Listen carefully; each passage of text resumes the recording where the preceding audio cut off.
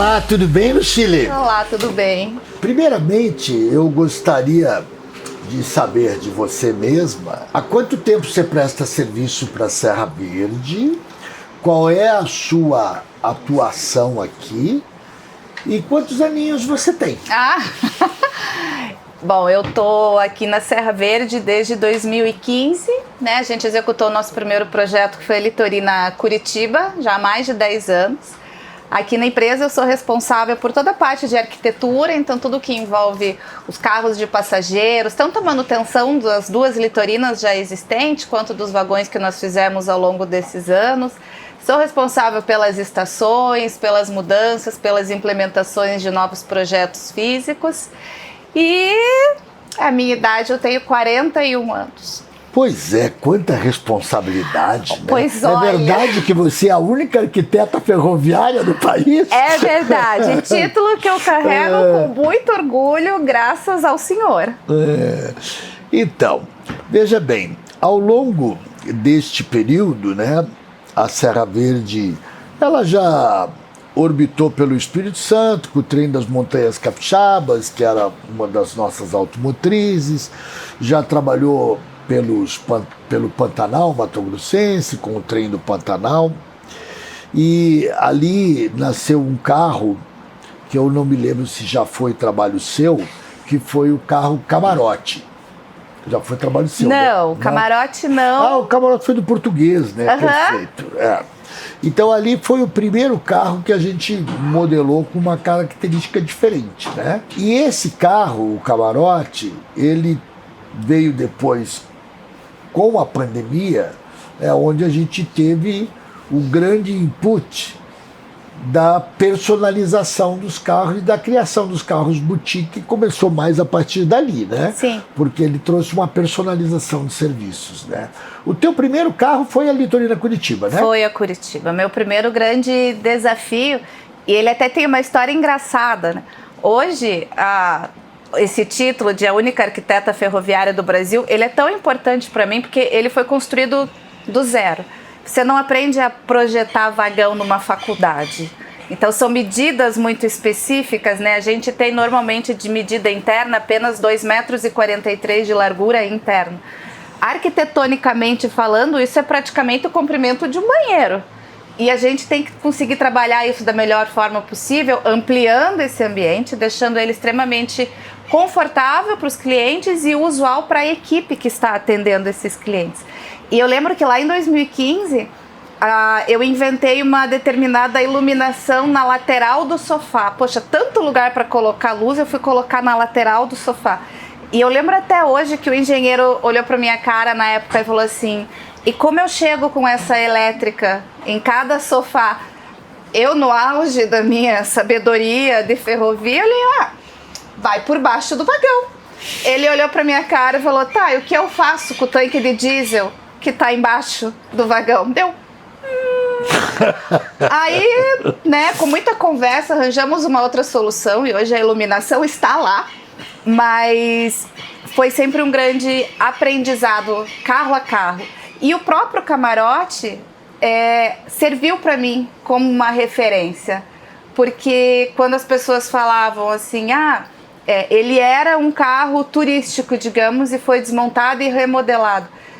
Eu acho que foi a primeira vez que eu falei, como? Porque quando eu conheci as litorinas, a Foz do Iguaçu e a Copacabana, elas já eram projetos lindíssimos, eu não conhecia uma litorina original.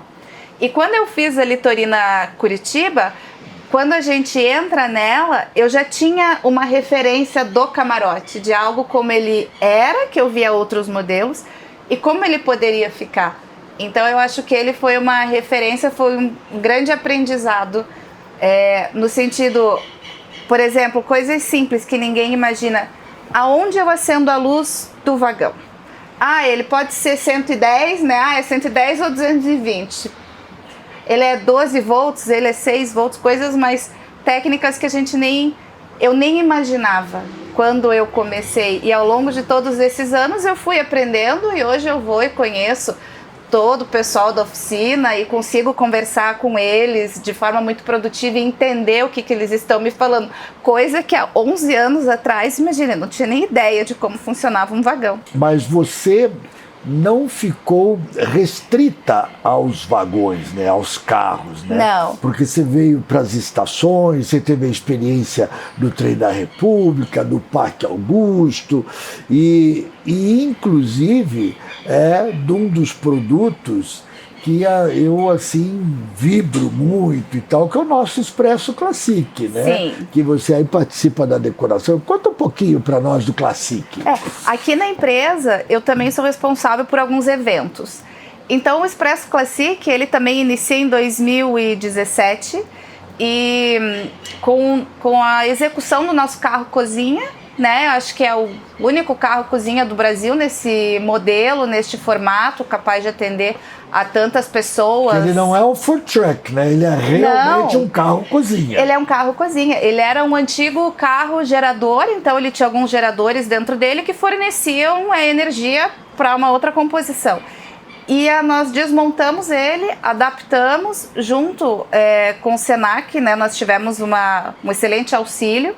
Então, nós fomos conhecer diversas cozinhas de restaurantes, tivemos um grande auxílio da equipe técnica do Senac e desenvolvemos, então, uma cozinha industrial dentro de todas as normas necessárias, dentro de um vagão. E que hoje em dia você olha e às vezes ele é até mais funcional do que muitas cozinhas de restaurantes que a gente vê por aí. Então acabou que eu entrei no projeto inicialmente para desenvolver o carro Imperial, que inicialmente se chamava Carro Classic, mas por conta do produto a gente acabou tendo que adaptar o nome, porque o produto acabou se tornando um sucesso e todos queriam estar no Carro Imperial. Então, para não dar uma confusão de nomes, a gente fez essa alteração. E entra para fazer o carro cozinha. Mas acabei que participei de várias definições. E quando vi, eu já estava no dia da inauguração ajudando e puxa aqui, monta a cenografia e monta o cenário. E como quem não quer nada, fui ficando e tô há 9 anos já. E faltei só 2 eventos na minha vida. Um porque eu fui casar e o outro porque eu fui num show do Paul McCartney. Todos os outros... Perfeitamente justificados, né? Todos os outros eu estive aqui. E o bacana é que o Classic ele vem crescendo e hoje nós temos, além da nossa data aberta ao público, uma vez por mês no mínimo, nós temos muitos eventos corporativos. E dentro desses eventos corporativos, nós já recebemos pessoas praticamente do mundo inteiro aqui na estação. E dentro dos nossos eventos nós já recebemos diversos chefes, inclusive chefes... Nós tivemos um evento junto com o MasterChef já aqui na plataforma, recebemos grandes nomes nacionais, internacionais, então eu pude aprender e conhecer muito aqui, as oportunidades que nós tivemos. E aqui nós, além do Classic, nós também já tivemos alguns eventos culturais extremamente importantes. Então nós temos, por exemplo, o Expresso Bruxo, o Expresso Classic, tantas exposições. Agora nós temos o novo... Jurássico. Expresso Jurássico.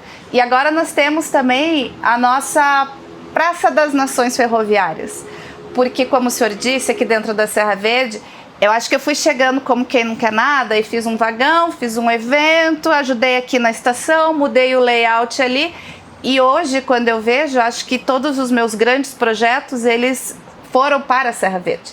Então eu tenho, por exemplo, o Parque Augusto, que é em São Paulo, foi o primeiro parque que eu fiz. A gente tem aqui a Praça das Nações Ferroviárias, que era um espaço aqui na ponta da nossa plataforma e que, por uma solicitação do senhor, eu quero uma área aberta aqui, bonita, gostosa, nós acabamos criando a Praça das Nações Ferroviárias e já tivemos eventos com várias nações, vários consulados, né? Todos eles trazendo a sua história ferroviária para dentro dos nossos eventos. Então, nós já tivemos, por exemplo, México, vamos ter agora Polônia, e cada um traz a sua cultura, a sua gastronomia. Chile, Argentina, República Dominicana. República Dominicana. E cada um traz a sua cultura. E nós já fizemos grandes eventos aqui. E eu tô sempre no meio, não abro mão.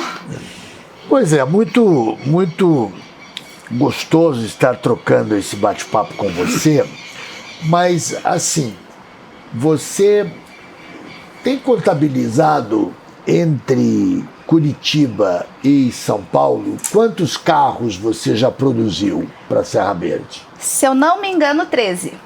Contando Curitiba e São Paulo, Litorina, Alto de Linha, todos eles dá em torno de 13 carros. 13 carros. Eu fiz mais carros do que eu tenho anos de empresa.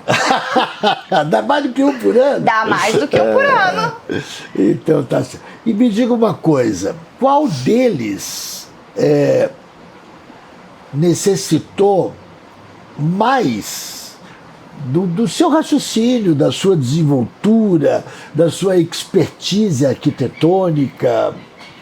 Eu acho que tecnicamente o carro Carmen Silva, por toda a questão de acessibilidade, de normas, né? Nós estudamos muito a melhor forma de realmente termos um carro acessível a todos. Porque no desenvolvimento do carro Carmen Silva, a ideia não era que, por exemplo, tivéssemos um sanitário e um sanitário acessível. Não, é um único sanitário para todos. O acesso, por exemplo, nós temos uma plataforma elevatória. Então nós conseguimos encontrar uma tecnologia que solucionasse o nosso problema. Quando nós não temos passageiros com nenhum tipo de necessidade específica, ela é uma escadinha. E todos os passageiros embarcam por ali, ou seja, ela é extremamente resistente. E quando nós temos uma pessoa com algum tipo de necessidade específica, seja uma dificuldade de locomoção ou um cadeirante, enfim, ela se transforma numa plataforma. Então ele é um carro extremamente inclusivo, onde todos podem usar os assentos, o mesmo sanitário, o mesmo acesso. Nós temos a possibilidade de um cadeirante fazer ou não a transposição da sua cadeira de roda para viajar. Muitos deles preferem viajar na sua cadeira de roda, então não tem problema nenhum. Isso é conversado previamente, a gente remove a poltrona. Você tem poltronas escamoteáveis. Sim, lá. E fazemos toda a ancoragem da cadeira de rodas no sistema do piso e ele fica extremamente seguro. Assim como o passageiro ele deseja viajar na poltrona, ele não faz questão de levantar durante o passeio, mas ele quer viajar na poltrona. A nossa equipe ela é extremamente treinada para conseguir fazer a transposição deste cadeirante de forma respeitosa e confortável. Então acho que pensar neste carro tecnicamente por causa dessas adaptações foi o mais difícil. Inclusive o tecido, né? Parece que ele tem algumas características especiais. Tem. De cor, de textura. Sim, nós fizemos o carro Carmen Silva pensando não apenas na Carmen Silva, que é uma atleta cadeirante, mas nós fizemos pensando na maior condição de atender o maior número de pessoas possível. Então, por exemplo, a cor dele é marrom e amarelo. Por que amarelo? Amarelo é a cor do girassol e o girassol é o símbolo das necessidades ocultas. Então o símbolo da varanda também é a releitura de um girassol. Os tecidos, eles têm textura, então esse carro aqui, ele é couro, ele é liso. O Carmen Silva não, ele tem uma textura, porque às vezes os autistas e algumas outras necessidades específicas, eles precisam de textura para se acalmar, eles ficam passando a mão. Então, ele tem um carro, a gente teve essa preocupação, né? De às vezes a pessoa, seja um adulto, uma criança, enfim, tá ali, ele às vezes tá incomodado com alguma coisa, ele consegue se autorregular. E também nós temos os abafadores sonoros nesse carro. Então, nós temos tanto para criança quanto para adulto, ele está guardado. Qualquer necessidade que os nossos comissários, os guias, eles percebam ou que a pessoa solicite, eles entregam para o nosso passageiro. Esse carro, ele me proporcionou uma das grandes emoções na minha vida, porque a Carmen Silva, além de ter autorizado a utilização do nome dela para nominar o carro, ela fez a viagem inaugural. Eu tenho um amigo especial, um amigo particular, que é o Marcelo Grindel, e ele é o presidente da Sociedade Consular do Estado do Paraná. E ele é cônsul de Bangladesh. E a esposa dele é uma fisioterapeuta especializada em pessoas com necessidades especiais. E aí ele tinha, no time de alunos da esposa dele, uma pessoa que, dentro das suas necessidades especiais, tinha a dificuldade de locomoção, era um cadeirante, e a gente conseguiu proporcionar que neste dia ele fizesse a viagem inaugural com a Carmen Silva. Então nós tivemos uma série de coisas, o guia era autista, a equipe de filmagem tinha um autista filmando, tinha uma série de fatores que agregaram a isso. Mas no transcorrer da viagem, o que aconteceu? Como a Carmen Silva ela é uma medalhista olímpica que ganhou medalha de ouro no arremesso de peso, é um símbolo do Brasil na área do esporte de portadores de necessidade especial, nós não sabíamos que ela também era um ídolo desta criança. E a criança, no transcorrer da viagem, conseguiu levantar e foi dar um abraço nela. E a gente tem isso gravado em vídeo. Nossa, mas foi tão emocionante, porque assim, se você visse o brilho nos olhos da criança, de estar com aquele ídolo ali, ela poder ir até ele, e dela de ser reconhecida, e de receber esse abraço. Então são coisas assim que às vezes deixam efetivamente a gente muito, muito feliz, né?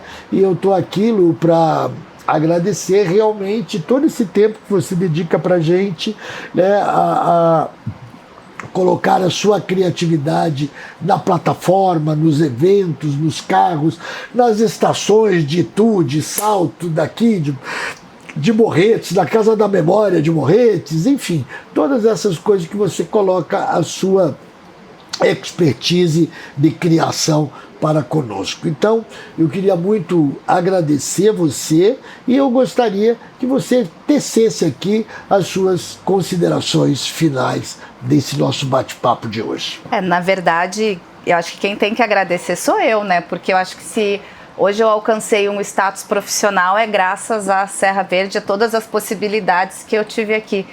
E o senhor perguntou de vagão qual foi o projeto que eu tive que raciocinar mais. Foi o Carmen Silva, mas o que me deu mais trabalho foi esse. Porque esse daqui, eu não podia contar o tema. E o senhor me perguntava, mas Lu, cadê o desenho? Não, tô vendo. Qual é o nome? Não, tá com marketing. Não, tá com a agência. A agência tá vendo. E foi difícil. E quando eu achei que já estava tudo solucionado, um dia eu fui numa reunião no escritório do senhor, o senhor falou assim, e se a gente de repente fizesse alguma coisa com teto de vidro? Eu olhei na hora, claro, tranquilo. E eu me bati. E para arranjar aonde eu vou abrir, que tipo de vidro a gente vai colocar, por onde eu vou passar a elétrica, porque normalmente a gente passava pelo meio, por onde vamos ligar todos os alto-falantes. Mas também foi, eu acho que o mais prazeroso e para mim o mais emocionante, aquele que eu falei assim, gente, que bom que eu consegui fazer parte desse projeto. Então, na verdade, quem agradece sou eu pela confiança no meu trabalho, porque o senhor sempre me coloca lá em cima, me divulga para todos, o senhor, a Serra Verde, todos, sempre acreditaram no meu trabalho. E como é difícil, às vezes, as pessoas acreditarem no nosso trabalho, quer queira, quer não, esse vagão aqui o senhor foi conhecer no dia da inauguração. E em nenhum momento o senhor... Uma das grandes emoções da vida. E ainda vocês deram tanta sorte que eu peguei Covid e não podia ir na oficina. Senão eu teria ido ver lá como é que estava, né? Mas mesmo assim, nos carros anteriores, quando quando eu lhe contava o tema, mesmo assim, o senhor nunca questionou e nem nunca duvidou da minha capacidade. A gente discutia a quantidade de lugares, um layout, se a janela ia ser grande, pequena, mas nunca houve nenhum questionamento quanto à minha capacidade ou quanto àquilo que eu ia entregar. E isso é muito gratificante, saber o quanto que a empresa confia. Isso não só nos vagões, mas em todos os projetos. Então, na verdade, eu que agradeço. Para mim é uma honra trabalhar aqui, eu gosto, tanto é que eu fico mais tempo aqui do que no meu próprio escritório, né? Ele tá lá, largado às moscas, coitado.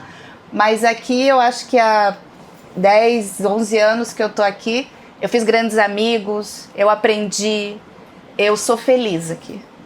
Obrigada. Que bom. Isso é o que tem de mais importante na nossa vida profissional, é a gente trabalhar com amor e a gente gostar. E eu comentei com a Ivana, né, da gente carregar o nome da empresa com a gente, e eu tenho certeza que hoje você é a Lu da Serra Verde. Ah, eu sou! Obrigado. Obrigada, eu.